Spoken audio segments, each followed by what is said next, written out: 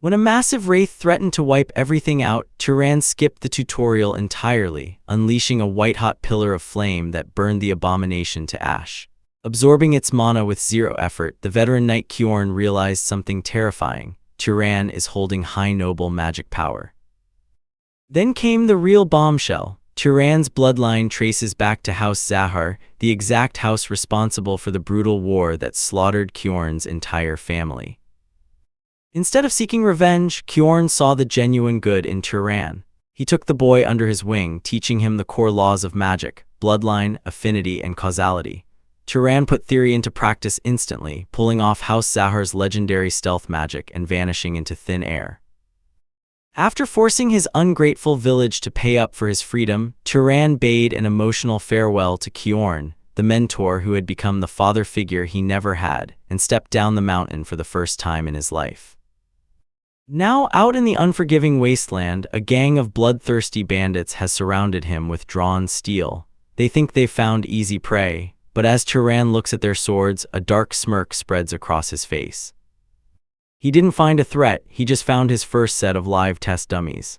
Facing the circle of steel, Turan's expression darkens into a cold, lethal smile as he decides to use the bandits for live practice.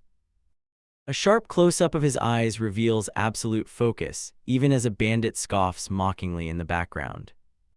The entire gang bursts out laughing, taunting him as a lunatic for talking like a genuine wizard. Ignoring their jeers, Turan makes a swift downward gesture with his hand, causing a vibrant green swirl of mana to burst into life. With a sharp cry of wind, a massive vortex erupts from his palm, launching the bandits backward into the air. Mid-fight, Turan reflects on his training, realizing that shaping existing air currents requires far less mana than creating wind out of thin air. Watching the groaning men scatter across the sand, he is surprised by his own strength, realizing he can whip up a violent gale with almost no effort. Moving to his next experiment, Turan pulls out a water bottle and uses his mana to levitate the liquid into floating droplets between his fingers. With a quick surge of intent, the droplets instantly freeze and condense into sharp, jagged shards of ice. He stands ready in the desert, surrounded by a halo of lethal ice spikes locked onto his targets. The projectiles streak forward, piercing through a bandit who screams in agony as he is struck down. Observing the spell's effect, Turan contemplates its utility, noting that throwing ordinary stones might actually be faster and more powerful. Terrified by the display of real magic, the bandit leader drops to his knees, begging desperately for forgiveness. Surrounded by his fallen crew, the boss offers everything he owns if Turan will only spare his life. Turan doesn't say a word, taking a cold, deliberate step toward the survivors. In a single violent flash of power, a massive vertical burst erupts, obliterating the rest of the gang at once. Left standing alone amidst the wreckage, the eye patch leader stares in absolute shock at the sudden carnage. Turan stands victorious, towering over the fallen bodies and pillars of blood. Looking down at the kneeling boss, Turan tells him he has just one question to ask. He demands to know why they were foolish enough to attack a lone traveler so recklessly, considering anyone on the road could be a wizard. Trembling, the boss explains their logic. It was simply because Turan bowed his head and acted so politely. Because Turan greeted them respectfully despite their rudeness, the bandits assumed he was just an ordinary, defenseless weakling. Turan offers a small, knowing smile, thanking the bandit for teaching him an incredibly useful lesson about human perception. Terrified, the boss asks one last time if his life will truly be spared. A stark close-up reveals the bandit's absolute horror as a single, lethal drop of water hovers ominously directly above him. The screen flashes with the name Turan, marking a permanent shift in his path. In a vivid flashback, his mentor Kjorn warns a younger Turan that he will encounter all kinds of people on his journey. Kjorn delivers a cold, unyielding piece of advice: never show mercy to scum like bandits who harm others for profit. Recalling the image of a sword, Turan finally grasps the true meaning behind his mentor's stern teachings. Back in the present, the bandit leader lies dead in the sand. Turan realizes that sparing a predator out of pity could cost the lives of 10 good people later. Turning away from the scene, Turan begins walking, following the deep wheel tracks the bandits left in the desert sand. As his figure fades into the vast horizon, a single, sharp realization remains burned forever into his mind. Turan tracks his own footprints through the desert sand, the heavy weight of taking human life for the first time sinking into his thoughts. A brief image of the eye patch leader crosses his mind, bringing a flicker of guilt, but Kjorn's stern warning returns to shield him from regret. Visualizing the bandits he faced, he recognizes a hard truth. Those who rob and kill without hesitation will never stop, they will simply hunt new victims. Turan's boot steps off the sand and onto solid, grassy soil. Just as weeds eventually cover desert wheel tracks, his chaotic heart begins to settle as he fully embraces his mentor's philosophy. Reaching the edge of a high cliff, he gazes out over a lush green landscape beneath a brilliant blue sky, realizing he has finally crossed into a new world. A close-up shows genuine awe on Turan's face as he takes in his very first sight of civilization. The destination comes into focus, the small city of Mure, a heavily fortified town anchored by a massive, white-walled castle at its center. Carrying his heavy travel pack, Turan steps into a crowded market square, completely overwhelmed by the sheer volume of people surrounding him. He looks up at the towering stone architecture, marveling at how vast and grand it is compared to his tiny home. A village. Standing in the center of the bustling street surrounded by merchants and shoppers, the reality dawns on him: he is truly in a real city. Hoping to gather information, Turan approaches a local fruit vendor. When the vendor asks what he wants to buy, Turan politely explains that he isn't actually a customer. The vendor's mood flips instantly, turning hostile and telling Turan to get lost if he isn't spending money. Baffled by the man's immediate rudeness, Turan wonders if cities have an unspoken rule where you must buy fruit just to ask a simple question. To get the directions he needs, Turan points to the apples and asks for the price. The vendor quotes him 2 dupit. Unfamiliar with the currency, Turan looks confused, prompting the vendor to realize he's an outsider and clarify that other coins are acceptable too. Turan reaches into his coin pouch to pull out the payment. With the transaction complete, Turan asks where to find an inn, and the vendor points him toward a blue-roofed building located directly behind the cape shop.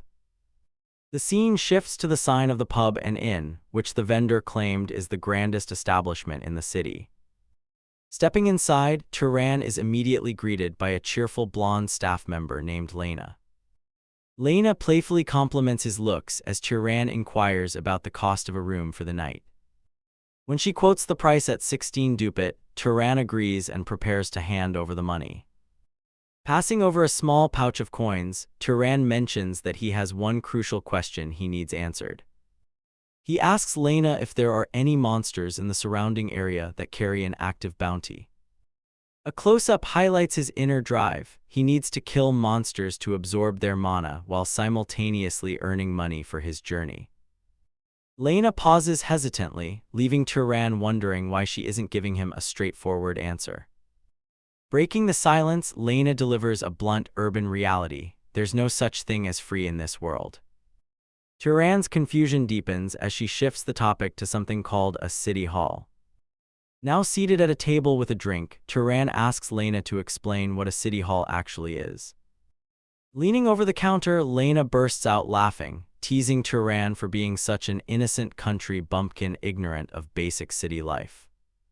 She explains that city halls manage public administration and are run by official staff under the local lord. She wraps up by noting that since the sun has already set, the hall is likely closed, advising him to head there first thing tomorrow morning to claim a monster bounty. Back at the bar, Lena turns to Turan and asks if he is a monster hunter, a title that leaves him utterly confused.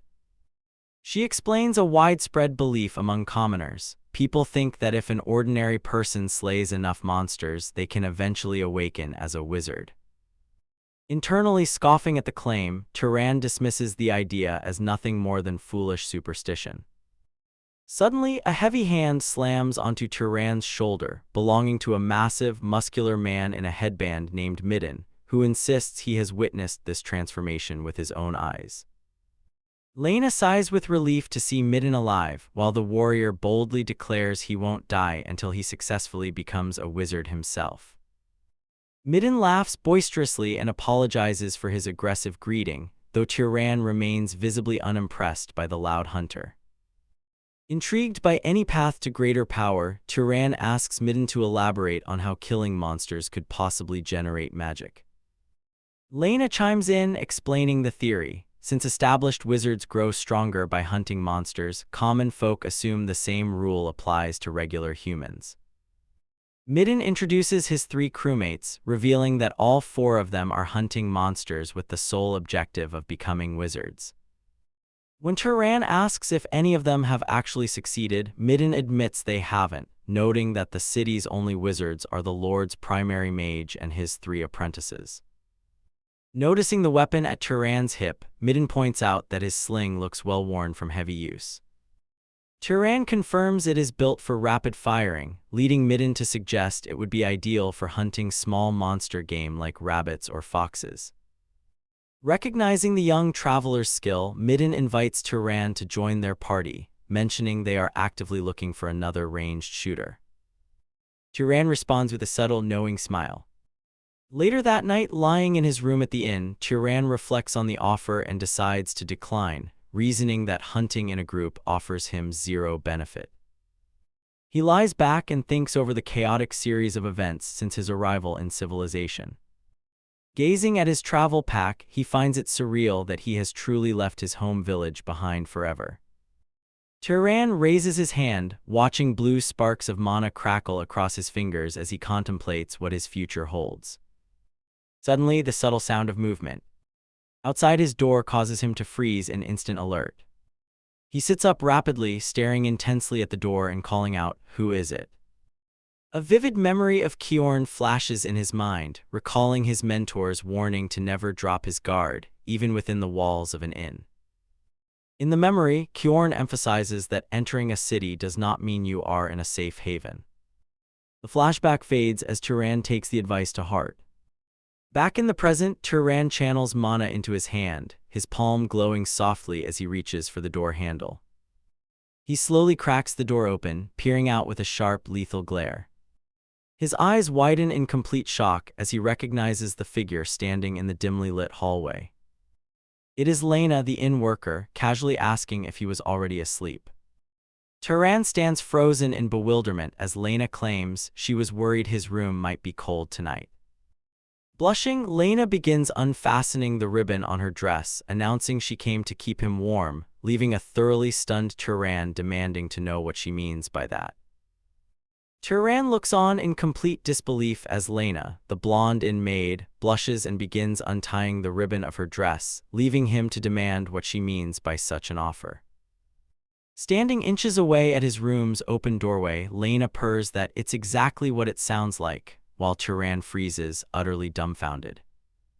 Stepping closer, she explicitly offers her services for a handful of coin, prompting Turan to defensively question what happens if he has no interest at all. Lena leans in with a sly grin, placing a slender hand on Turan's shoulder, teasing him not to lie when his deepest desires are written plain across his face. Instantly, Turan empties his mind, adopting a hilariously serene, Buddha-like composure as the echo of a temple bell rings out. The sudden, bizarre transformation leaves Lena completely horrified, sweating in sheer confusion. In a sudden flashback, his mentor, Kjorn, shrieks a frantic warning, "Don't do it." Kjorn warns a younger Turan to exercise extreme caution around in maids and prostitutes, as they frequently carry hidden afflictions and diseases.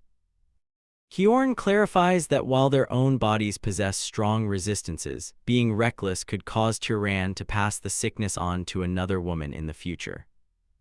His mentor's stern advice echoes in Turan's mind, warning him never to let base desire trap him into a lifetime of regret.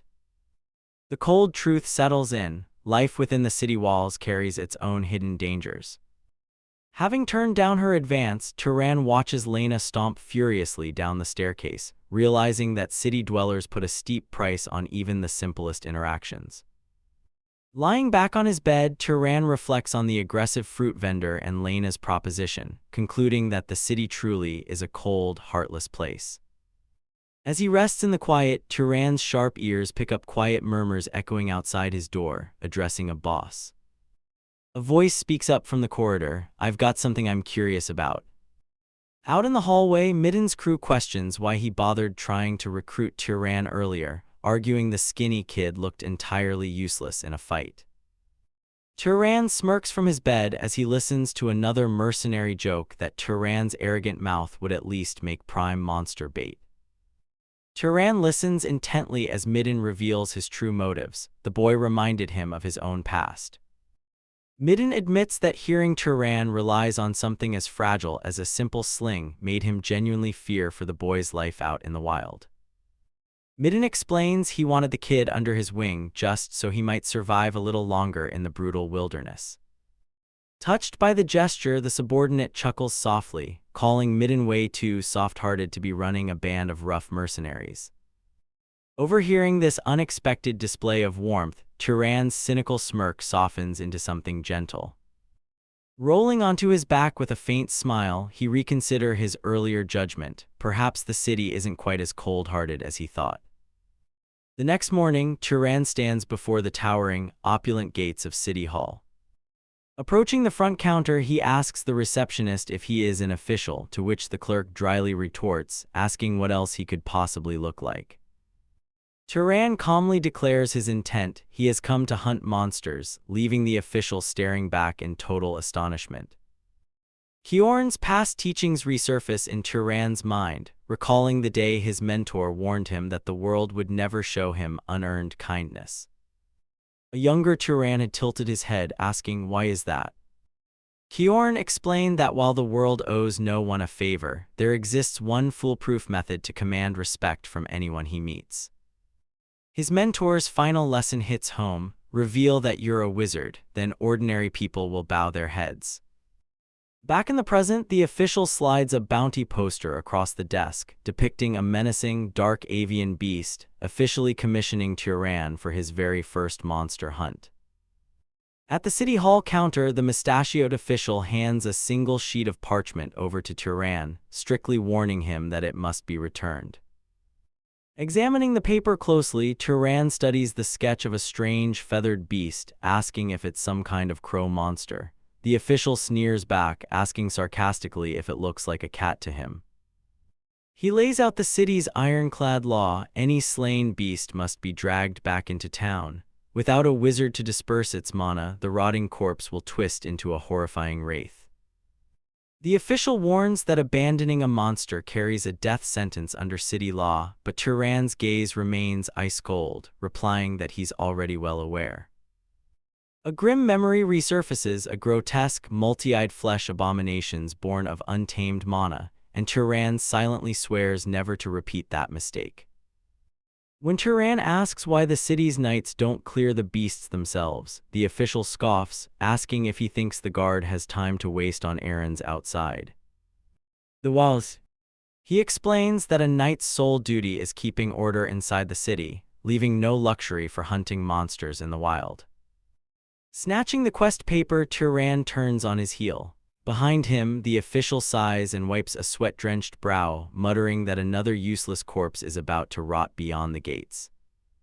A giant, cracked yellow eye glares out from the darkness in an agonizing final moment. Thud! The lifeless body of the blade crow hits a white cloth, a smoking, jagged crater blasted straight through its chest. Back inside City Hall, the mustachioed official stares down in utter, sweat-dripping disbelief. Dropping to his knees before the corpse, the clerk shrieks, unable to comprehend how Turan returned so fast. Standing impassively in his white coat, Turan listens as the official stammers, asking if he truly took down the beast alone. Turan replies with a cold, simple "indeed." Turan demands his reward, sending the sweating official into a panic as he stutters out orders for an immediate payout while a runner sprints into the back room. A heavy, clinking purse of coins drops into Turan's palm. The official offers a shaky word of praise, telling him to get some well-earned rest, to which Turan plainly replies, "Thank you." Nearby receptionists crowd around the fallen beast in awe, marveling that Turan brought back the blade crow with its precious, razor-sharp wing feathers completely intact. The mustachioed clerk fixates on the young mage, his gaze turning deeply unsettled and quiet. As Turan turns to leave, the official calls out, asking why he's still hanging around the desk. Turan asks if there are any other high-value monsters lurking nearby, catching the official completely off guard. Turan stares back deadpan while the sweating clerk chokes out, "Don't tell me, you can still keep going."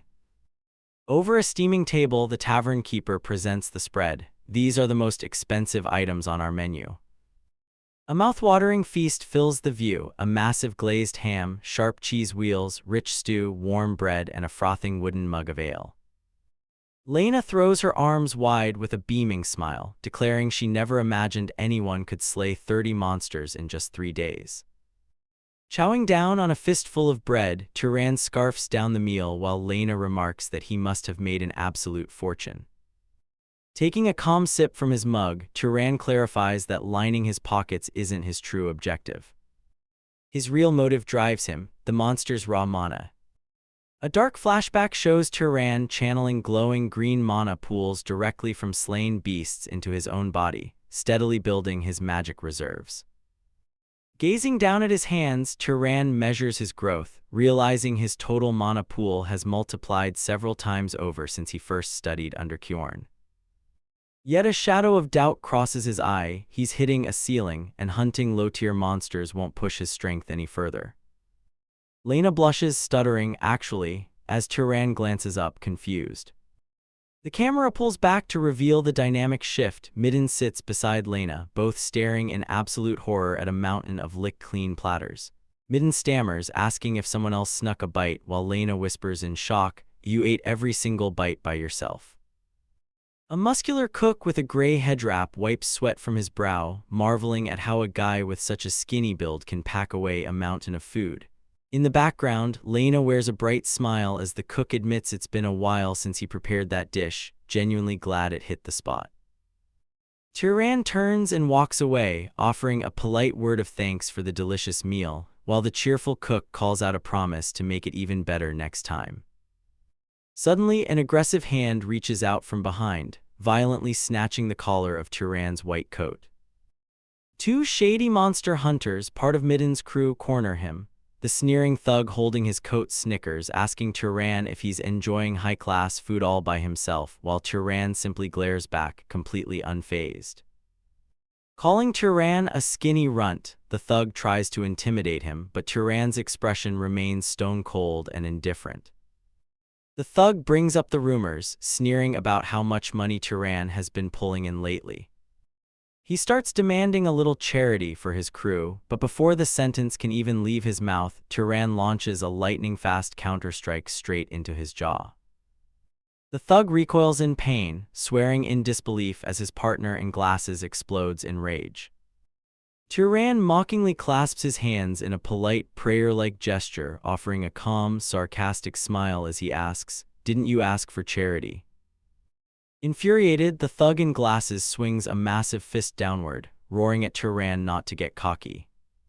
Slipping the strike effortlessly, Turan counters with a devastating overhead blow straight into the thug's face, slamming him to the ground. The first thug charges back in with a woe. Odin's stool, but stumbles awkwardly as Turan anticipates his every move. Without breaking a sweat, Turan catches the incoming stool with a single hand, stopping it dead in its tracks. Clamping down on the side of the thug's head, Turan squeezes his face with terrifying force. A blinding flash of mana detonates, sending the thug airborne and skidding across the wooden floorboards. A sharp, menacing voice suddenly slices through the chaos, "Don't." The command repeats, focusing tightly on a tense, trembling jawline. It's Lena, screaming in pure, red-faced fury, demanding they stop tearing apart her inn.